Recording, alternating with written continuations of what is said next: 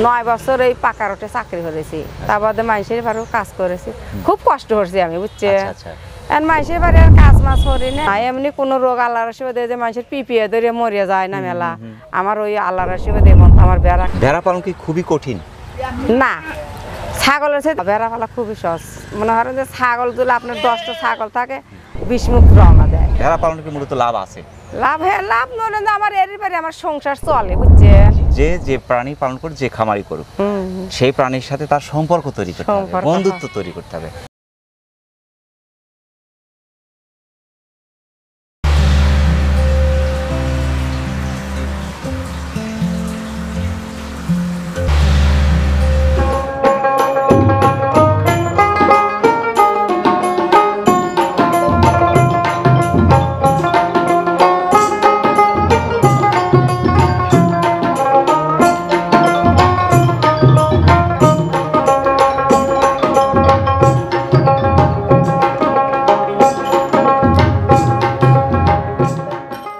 আসসালামু আলাইকুম সুপ্রিয় দর্শক, কৃষিতে আত্মনির্ভরশীলতা বাড়াতে আমাদের ক্ষুদ্র আয়োজনে আপনাকে স্বাগত জানাচ্ছি।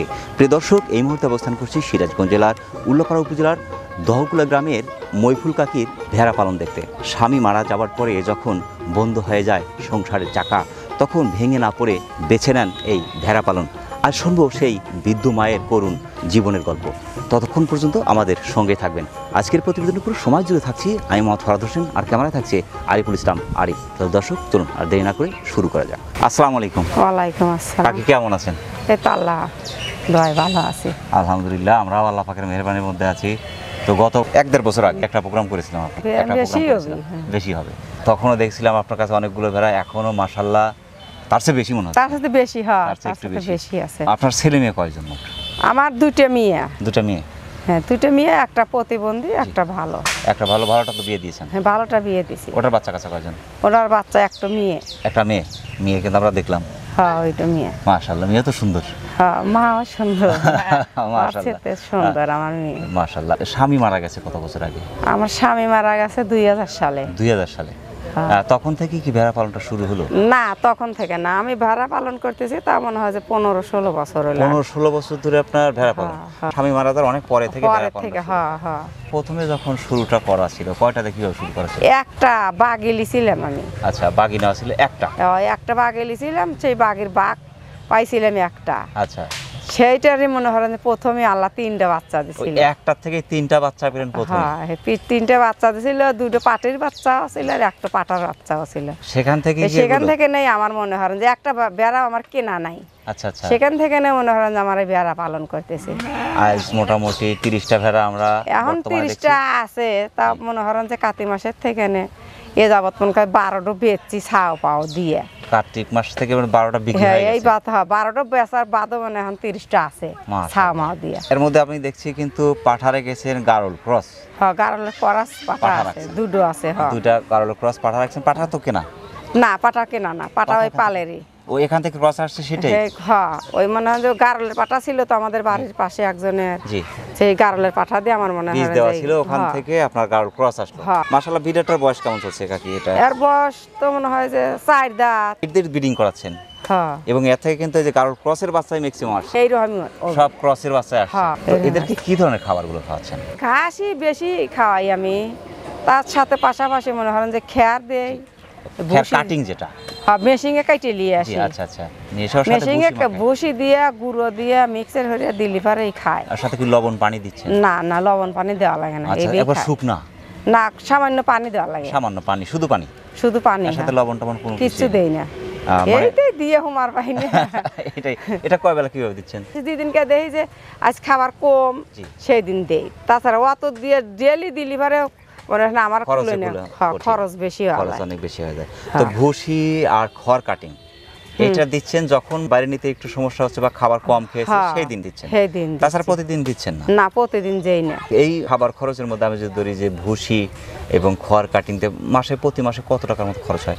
50-60 টাকা কেজি ভুসি, মানে মাসে মনে করেন যে 5-7 কেজি ভুসি খাওয়াই কম হরিয়া 5 থেকে 7 কেজি। হ্যাঁ ওইরকম খাওয়াই। আমরা যদি 10 কেজি দিই তো 500 টাকা কিন্তু ভুসিতেই যাচ্ছে। ভুসিতে যাচ্ছে 800 টাকা নাকি 700 টাকা সহ খেয়ার। খড়, আচ্ছা বুঝছেন, ওই দেখা যায় যে 50-60 খেয়ার যদি কাটিয়ে আনি 10-15 দিন যায়। 10-15 দিন। হ্যাঁ খাওয়ানোর মধ্যে হলো কথা। আচ্ছা আচ্ছা আচ্ছা আচ্ছা। বুঝছেন, যদি বেশি খাওয়াই তাহলে মনে হয় 10 দিনে শেষ করে দেয়। তো মোটামুটি আপনার দেখা যাচ্ছে 1500 টাকার 1500-2000 টাকার মতো প্রতি মাসে খরচ আছে। খরচ ওষুধ তো আছে, এটা ওষুধের কথা বললে তো মুরেই নেই। সকালে যখন আপনার মাটি নিয়ে আপনি তো মাটি চড়ান বেশি বেশি করে হ্যাঁ, দেখি হ্যাঁ, মাঠেই যে চড়াই। মাঠের বিভিন্ন জায়গায় আপনার নদী আছে, যেহেতু আমরা হ্যাঁ নদী এলাকা দেখছি, নদীর পাশ দিয়ে নদীর পাড় দিয়ে খাওয়াচ্ছেন, অনেক সময় আপনার রাস্তা আছে, রেল লাইন, রাস্তা আছে, রেল রেল লাইনের লাইনের মধ্যে ধার দিয়ে খাওয়াচ্ছেন। খাওয়াই। তো যার কারণে কিন্তু অনেকটা সাশ্রয় কিন্তু আপনি পালন করতে পারছেন। হ্যাঁ মনে হয় যে বর্ষা খরালি 100 মান আমার সুবিধা। রেল লাইনের ধার তো জাগো রেল, থাকছে পুরো, হ্যাঁ। আবার রাস্তার ধারগুলো আমার জাগো রাস্তা থাকছে। ভালো আছে তো ওইটা খাওয়ানোর সুবিধা হয় আমার। সকালে কয়টার দিকে নিয়ে যান আপনার মাঠের দিকে? সকালে ধরেন যে 8টা, 8:30, 9টা বাজে, বাড়ির মনে হয় কাজের সাথে আমার আচ্ছা, বেড়া আচ্ছা। খিলে নেয়া। জি। সকালে কি একবার রান্না করে চলে যান? হ্যাঁ দুপুরে সকালে আর রান্না বাড়ি নাই? না, দুপুরে কোনো রান্না বাড়ি না। দুপুরে কয়টার দিকে নিয়ে আসেন?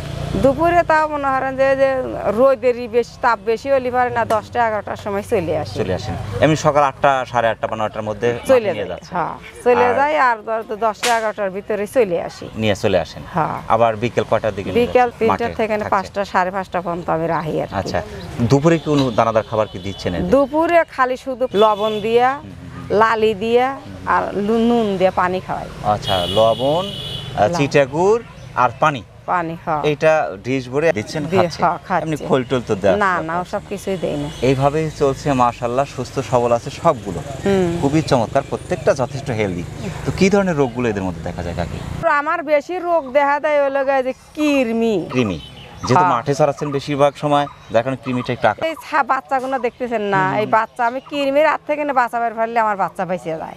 আচ্ছা আচ্ছা আচ্ছা, কৃমিটাই আক্রান্ত করে এদেরকে বেশি হ্যাঁ। জি, কৃমি আক্রান্ত করলে এদের মধ্যে কি ধরনের সমস্যাগুলো দেখা যায়? কৃমি মনে করেন যে ওই পেট না গোল গোল হয় হয়ে যায়, জি। গোল গোল হয় হুকুয়া ওঠে, দুর্বল হয়ে যায়। আচ্ছা আচ্ছা আচ্ছা, এখন ওই যে কৃমির ট্যাবলেট দিলি পারে মনে করেন যে ঠিক হয়ে যায়। ঠিক হয়। আগে এইভাবে আমার মেলা মরিয়ে গেছে, দিশে পাইনি তো। জি জি জি, এখন মনে করেন যে দিশে পাই, অনেক কৃমি। অভিজ্ঞতা হয়ে গেছে ইনশাআল্লাহ। হ্যাঁ হ্যাঁ, মানে আমার ট্রিটমেন্ট মোতাবেক মনে করেন ডাক্তারের ঠিনে ওষুধ এনে খাওয়াই। আমি মনে হয় দেহি দেহা লিয়ে যায় ডাক্তারের কাছে, কই যে এই ওষুধ লাগবে আমার, আচ্ছা এখন ওরা এই ওষুধ দেয়।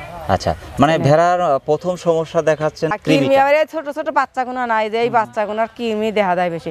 বর্ষার এই যে এখন এই মশাঙ্গে বেশি এখন করালি তো এই মশাঙ্গে বাচ্চার তেমন সমস্যা দেখা দিবিলে। আচ্ছা, কিন্তু সমস্যা দেখা দেয় হলো বর্ষায় মনে হয় বর্ষাকালে যে হয় সমস্যাটা বেশি দেখা যায়। বর্ষায় যে বৃষ্টিঘাতের দিন তো সেই সময় মনে হয় সমস্যা বেশি, আমার প্রচুর টাকা খরচ হয় সেই সময়। তাছাড়া এমনি কোনো রোগ কি দেখা যায়? না এমনি কোনো রোগ আল্লাহর আশীর্বাদে যে মানুষের পিপিয়ে ধরে মরিয়া যায় না মেলা, আমার ওই আল্লাহর আশীর্বাদে এখন তো আমার বেড়া 15-16 বছর হলে পালতেছে, আমার পিপিয়ে রোগ ধরে নেই। ঠান্ডা জ্বর মার হয়, তেমন ঠান্ডা জ্বর হয়, এখন ওই যে ওষুধ এনে খাওয়াই ডাক্তারের কাছে। আপনার মানুষ খাবার ওষুধ না ওদের না খাওয়া? ওদেরই ওষুধ আছে, ওদের ওষুধই খাওয়াচ্ছে। ওদের ওষুধ অনেকে কিন্তু দেখা যাচ্ছে আপনার জ্বর হলে আমাদের যে জ্বরের নাপা, না না আমি ওটা খাওয়াই না। ছোট ছোট বাচ্চা যখন যে আমাশা দেখা দেয় না, এখন ওই হোমিওপ্যাথি ওষুধ এনে খায়। এমনি পেট খারাপ জনিত কোনো সমস্যা কি না দেখা যায়? পেট খারাপ বেশি হয় না, নিয়মিত খাওয়াই তো। পেট খারাপ জনিত সমস্যা কি কারণে হতে পারে? মাটি খায় কিংবা মনে করেন যে ওই যে চড়ার ঘাস, ডোবা ঘাস যদি খাওয়ান যায় না, পিপিএ রোগ ধরে, পোকায় নেওয়া হয়, বেদি হয়, আমাশা হয়, দুর্বল হয়ে যায়, এই জন্য আমি ওই ডোবা ঘাস খাওয়াই না। এদেরকে মাটিতে রাখছেন না মাছাতেই রাখছেন? মাছা বানাইছি আমি, মাছা দিছেন? 12,000 টাকা খরচ করে না মাছা বানাইছি। মাছা কি আপনার বাঁশ দিয়ে দিলেন? বাঁশ না দিয়ে? কাঠ কিনে না, বাটাম বানাই না, মিস্ত্রি লাগায় মাছা বানাইছি, নেট পারিয়ে দেই, মাছা ভালো থাকছে। আপনার পায়খানা পেশাব করে সেটা নিচে চলে যাচ্ছে? পায়খানা ওদের গায়ে- নেট পারিয়ে দেই তো, নেটের পর পায়খানা থেকে যায়, পেশাব নিচে পড়ে যায়, ওদের গাটা কিন্তু ভিজছে না, ভেজে না। হ্যাঁ আর ভালো থাকছে, সে ভালো থাকে, গরম থাকছে। তবে মাছাতে রাখাই উত্তম। হ্যাঁ যদি মাছা সেদিন মাছাতে মিস্ত্রি করলো যে খালা কাঠ কিনে ভাঙায়া কাঠের মাছাল বানা দাও, টিকসই হবি বেশি দিন, বেড়ারও অসুখ বেশি করবি না। আমি কিন্তু এর মধ্যে দুই একটা মেরা দেখতে পাচ্ছি কাকি। মেরা ওই নাই, একটা, ওই না যে কান না কাটা, ওটা মেরা না, কান কাটায় কেটে গেছে। কান ওইটা ওই এই বেড়াটা আবার বাঁচারই কথা ছিল না, বুঝছে? ওই এমন ঘা হয়েছিল, ঘা হয়ে সমানে একবারে পচিয়ে গেছিল, সব কয় জিগা মলমের বাতাস লাগছে, আচ্ছা। ডাক্তারদের দেখাইলাম, ডাক্তারের চিকিৎসার দ্বারাই মনে হয় যে আল্লাহ বাঁচায় রাখছে। বেসিলে যে এটা অবিলা সেটা চিকিৎসা করছি। চিকিৎসা হয়ে গেছে। কেউ যদি 2-4 পিস আপনার কাছে কিনতে চায়, সেক্ষেত্রে বিক্রি করার কোনো ব্যবস্থা আছে কিনা এখন আপাতত? এখন আপাতত নাই, জ্যৈষ্ঠী মাসে বেচবো। মেলাটি পাটির ছাও আছে, জি এই পাটির ছাও কখনো না জ্যৈষ্ঠ মাসে বেঁচে দেবো। ধানের সিজন আসবি না, ব্যাপারী কইছে যে ধানের পুরো সিজন যে সময় লাগে ওই সময় একটু টান যায়, জি ওই সময় বেচিস। আমি মনে হয় যে বেড়া সব সময় বেশি না, বুঝছেন? ওই ব্যাপারে তো যোগাযোগ আছে, যে সময় টান থাকে বাজারে কই যে সময় তুই আসিস। আচ্ছা আমার গ্রামেরই ছাওয়াল তো, আচ্ছা, আচ্ছা, ভাই হয় সম্পর্কে, আচ্ছা। ফোন দেই আমি যে তাহলে এই সময় বেড়া বেসবো, তুই তাহলে নিয়ে যা। দীর্ঘ 15 বছর ধরে কিন্তু আপনি বলবো যে একজন সফল উদ্যোক্তাই। 15 বছর টিকে কিন্তু কেউ থাকতে পারে না এই জায়গা। আমি দেখছি না। 2-4 বছরের মধ্যেই ঝরে যায়। তো না। আপনি কিন্তু টিকে আছেন। যদি একটু জানতে চাই আপনার কাছে, ভেড়া পালনে কি মূলত লাভ আছে? লাভ হ্যাঁ লাভ নয় না, আমার এরই বাড়ি আমার সংসার চলে, বুঝছেন? 9 বছর এই পাকা রোটে চাকরি করেছি, তার বাদে মানুষের বাড়িও কাজ করেছি, খুব কষ্ট করছি আমি, বুঝছেন? আচ্ছা আচ্ছা, আর মানুষের বাড়ি আর কাজ মাছ করি না, এরি গাড়ি লিয়েই থাকি। এইটা নিয়েই আছে। হ্যাঁ এইটা লিয়ে আসি এখন মনে করেন যে এটি থেকে নিয়ে আমার সংসার চলে আর কি। মাশাআল্লাহ। আগের ওই সময়ের চেয়ে এখন ভালো আছেন কিনা? হ্যাঁ এখন কাছে তো আল্লাহর কাছে এখন খুব ভালো আছে। ভালো আছেন। হ্যাঁ এখন খুব ভালো আছে। কেউ যদি আপনার মধ্যে এরকম ভেড়া পালনের এই সেক্টরে আসতে চায়, তাকে যদি একটু পরামর্শ দেন। অনেক লোক কয় যে খালা আমি এভাবে বেড়া পালন করবার চাই, খামার করবার চাই, তুই করেন, সমস্যা কি? তো কয় যে আপনি কিভাবে করছেন ওইসব ফোনে আমার কাছে। মাশাআল্লাহ। ভেড়া পালন কি খুবই কঠিন? না, ছাগলের চেয়ে ভেড়া পালা খুবই সহজ। মনে করেন যে ছাগল যদি আপনার 10টা ছাগল থাকে, বিষমুক্ত রওনা দেয়। আর বেড়া মনে হয় একটু যেখানে মোটে কেনে, আমি মনে হয় আগে রওনা দেবো, আমার বেড়া খালি ভাই যাই, মানে এইভাবে করি পারি না, মোট রওনা দেয়। আপনার পিছনে চলে আসে? হ্যাঁ মোট চলে আসে। ভেড়ার সাথে আপনার আলাদা একটা সম্পর্ক হয়ে গেছে। হ্যাঁ এই সম্পর্কটা আগে তৈরি করতে হবে।